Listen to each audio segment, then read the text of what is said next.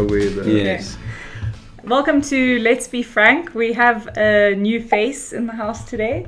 It's Guy Martin from Blueprints, good friend of FiveFriday and of ours. Wonderful to know, Alice. Yeah. And we've mentioned it in a few podcasts already that we've got this awesome thing called a blueprint that we're using in our company, but some people don't necessarily have all of the context about what it is. So we wanted to invite you in and give us a little bit more detail. Okay, so the general philosophy of Blueprints and this journey to codify your DNA is that every organization has its own genetic code. And no two organizations in the world will ever be the same precisely. So we believe that by going through a journey to engage all of your people through a process where that you actually codify the philosophy of your organization mathematically, has a couple of advantages. One, you get your people involved. Two, you kind of draw upon their intelligence and you acknowledge their intelligence. But three, you get a psychological buy-in at the end of the day, because the blueprint, your formula, becomes something that, because it was included everybody and was co-created, people buy into it in the longer term. I mean, there's so many initiatives like mission, vision, and values, etc., which are normally compiled by individuals or small groups, whatever, and then imposed upon the organization. So through a bottom-up process, people say, "Well, I was sort of part of this DNA codification, so therefore I buy into it." But it's about head, heart, and hands, and so there's an intellectual side to it in terms of developing a formula, which is obviously very much of a left brain process and sort of quite technical and statistical. And in every formula that we develop, there's always initially a focus of what's on the right-hand side of the equal sign in terms of what we want to become famous for.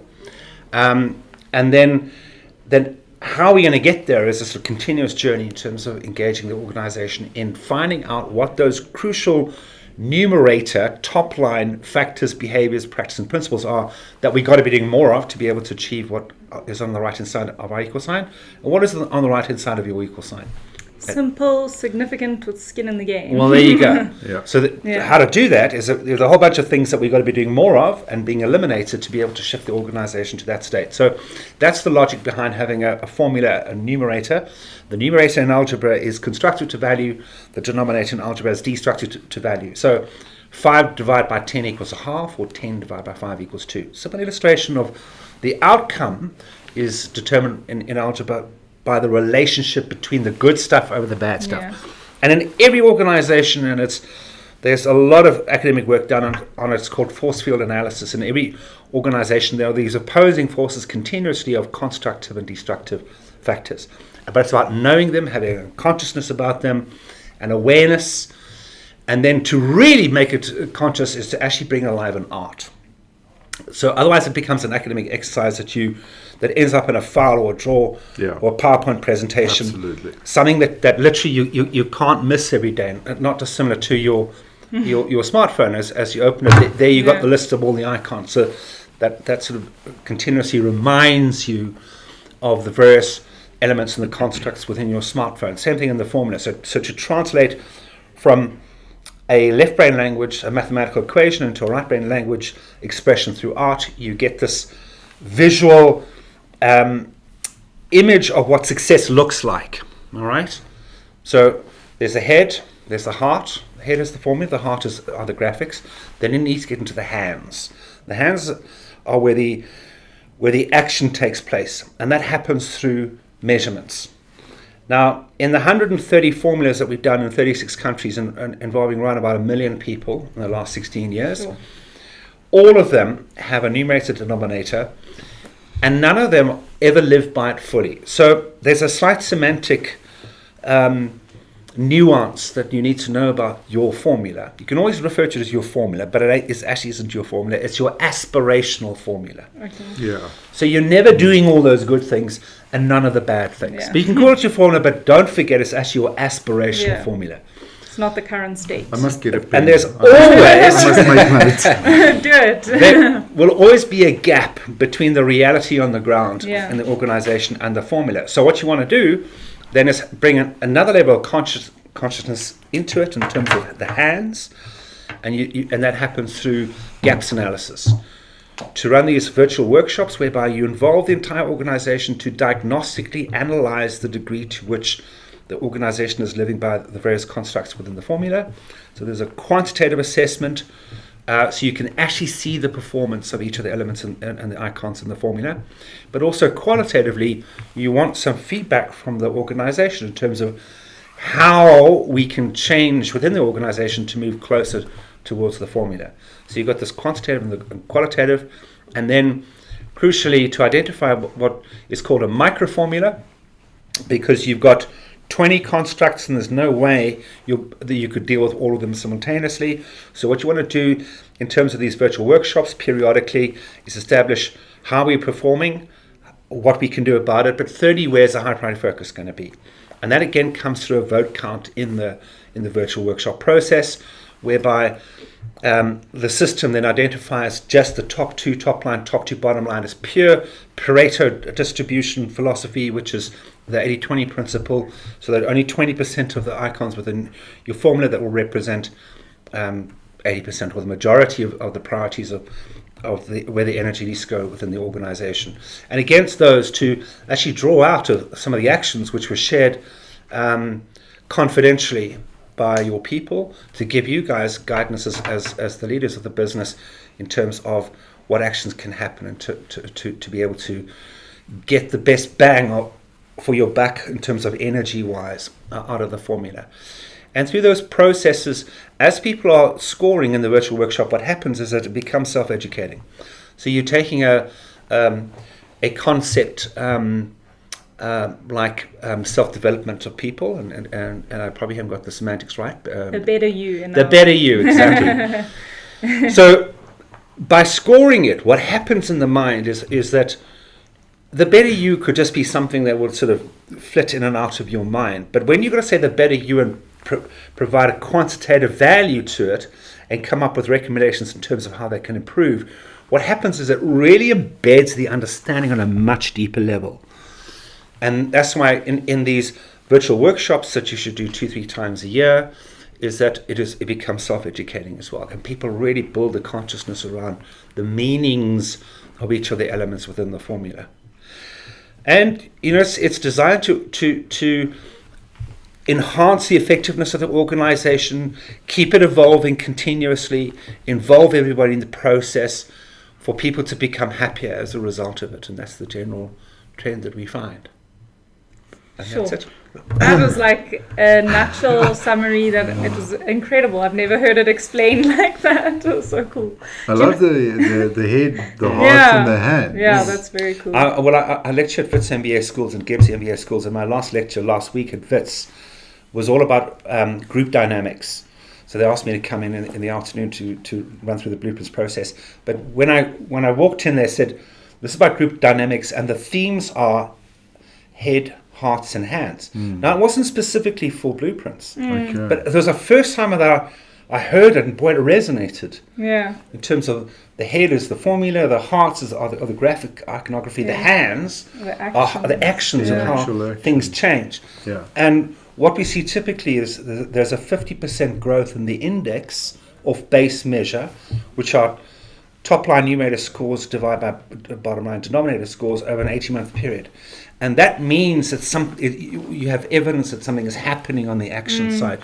But it's partly because there's consciousness and deliberate actions around the microformula, but also partly it's unconscious because the whole formula, because it's integrated in a range of different ways within the organization, starts to modify behaviors.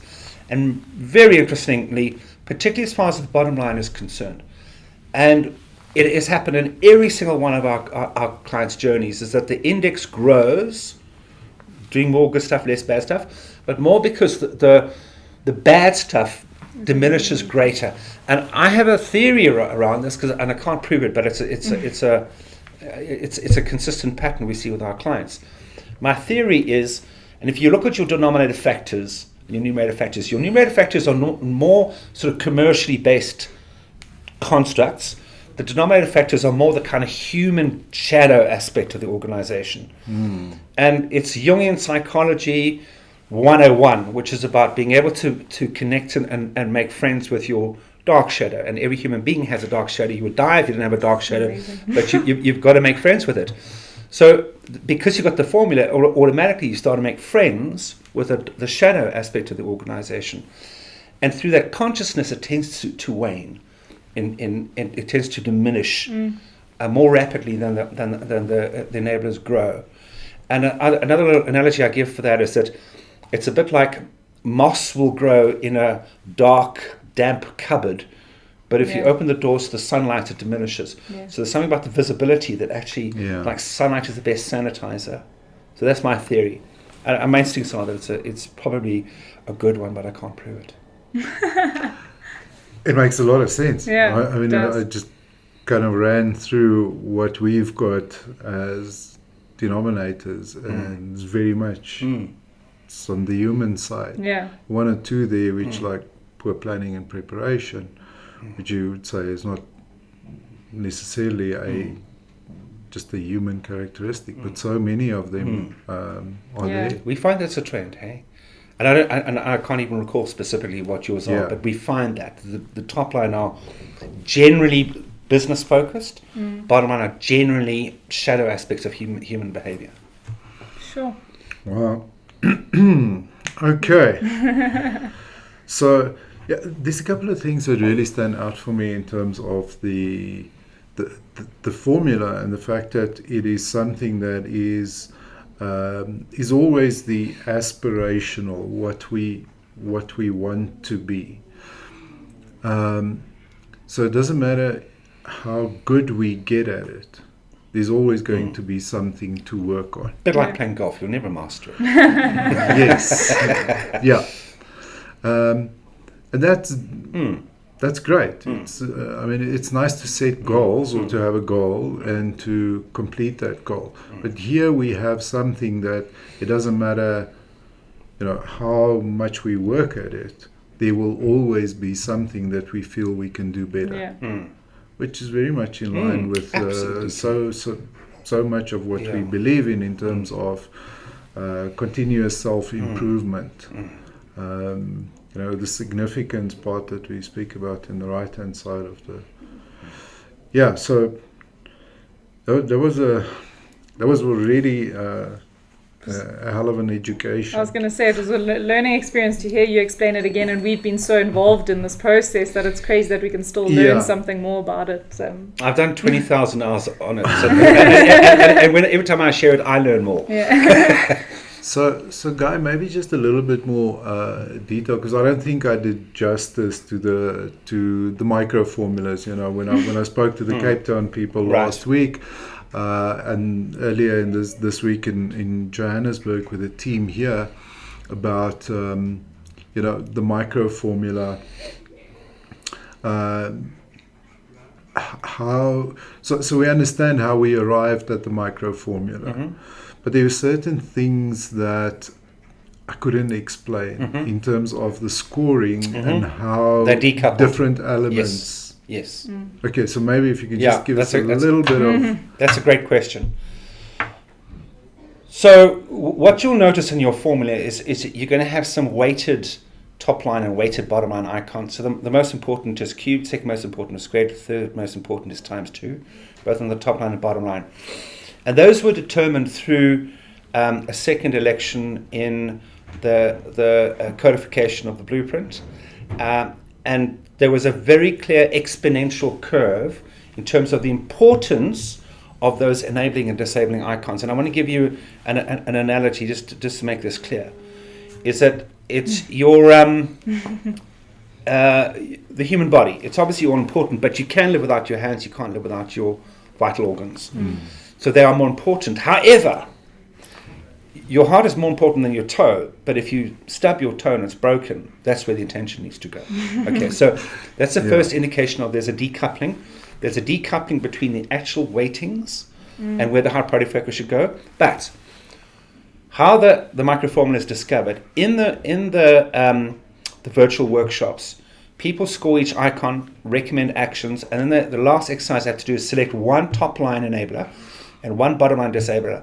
That is the high priority focus from that individual's perspective for the next period. Okay. Regardless of whether it's functioning well or not. It still means it's something that should be functioning Exactly. perfectly. It might be doing exceptionally well, and we got to continue driving it because that is the best thing for the business, or it's something that's holding us back, and we got to eliminating it. So, but it's intended to be a decoupled process because again, it's about where the attention needs to go now. So if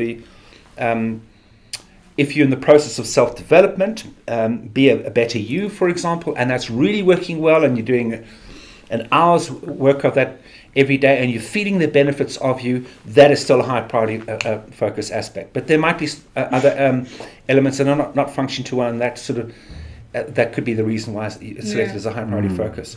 But again, it's pure Pareto distribution. And by the way, I mean, another interesting fact, and this goes back to my Jordan Peterson work regarding Pareto distribution and organizational dynamics and how this is so important, is that the square root of the number of people you have will contribute 50% of the value within the organization. So in an organization with 100 people, 10% will contribute 50% of the value. If you've got 10,000 people, only 100 people will contribute 50% of the value. So the Pareto distribution applies everywhere, including size of trees in the Amazon, the weight of stars in the universe. It is a universal principle, and therefore that's what the microformula is designed to do, to identify those truly critical, those crucial success factors. If you just get those right, and it becomes manageable because it's not too voluminous in terms of just dealing with top to bottom line. But as with everything else within the Blueprints journey, is that it's always a mirror reflection. So you may find in Cape Town you've got a different microformula to Joburg. Yeah. And that's cool. That's the mirror of their environment. It's all within the context of the formula. Yeah. But it's a reflection of their priorities, and therefore individuals should relate best to it because it's relevant to them because they voted on it. Yeah. So you've got the relevance, you've got the buy-in, and then you've got simple actions to deal with. And if you just do one action for each of those microformula elements before the next measure, virtual workshop, you will see a shift, and you will see the best shift around the most important aspects. Yeah. Wow. Okay, so that explains why, well, the things that I couldn't explain from the graphs. So I really like the fact that Cape Town has got their own micro formula, because as you said, that, you know, that reflects how they feel and what they feel they should focus on. And we in Joburg have a different micro formula, because that's our reality and how our people feel and what we should focus on. It really makes such a difference, like you said in the beginning, the fact that this was co-created. It makes my job a lot easier, just being able to remind everybody that this is not my idea, that this is not our idea, this is your idea, this is what you created, everyone participated and had the opportunity at least to participate. Sure. Yeah. So we are grateful for the fact that we've had very high participation levels, and we are excited about tracking this. We've got our baseline score now. We've got our first micro formula. Yep. So we're really excited to track this and see it To raise the bar. Absolutely. Yeah. And what I really like about it is the balance of kind of art and science. Or how do you put it in the blueprints? You say balancing the logic and magic to become the only choice. I really and like it that. really is important. Some of our clients have too much magic, which might be energizing but loses credibility, or there's too much logic, might be high in credibility but becomes boring. So it's about getting that balance right, left and right brain. It's very cool. Thanks, Guy. Alrighty, guys. Yeah, this has been awesome. We've learned a lot in this very short time. Love working with you guys. Yeah, we love working with you too. Thank you very much. Thanks, guys. That was incredible. Alrighty. Good. Thanks.